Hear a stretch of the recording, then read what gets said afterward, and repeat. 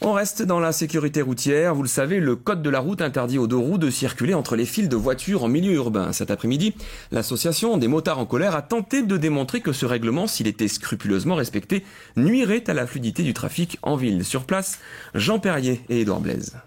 Donc le but, c'est de respecter à la lettre le code de la route. C'est-à-dire, je veux pas de burn, je veux pas de bruit de moteur, de klaxon à fond, c'est pas une manifestation. Une moto à la place d'une bagnole. Prendre en ville autant de place en moto qu'en auto, la démonstration par l'absurde menée par une trentaine de motards.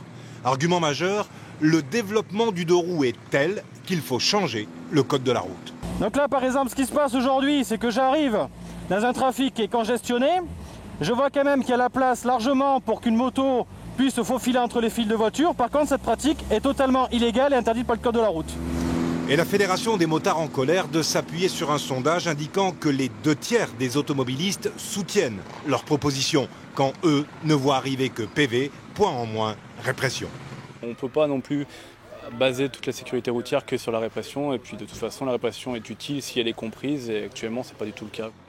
Remonter les fils, évidemment, ça ne s'apprend pas, puisque c'est interdit. Et pourtant, pas une moto-école qui n'en parle, sachant que cette règle-là, dans les faits, ne tient pas la route. On a beau dire ne le faites pas, on sait pertinemment qu'ils le feront à un moment donné dans leur vie de motard. Maintenant, on leur demande de le faire avec prudence. Une pratique quotidienne, évidente, peut-elle devenir une règle? Non, dit la sécurité. Oui, disent les usagers. Entre les deux, quelques centimètres, mais un gouffre d'incompréhension.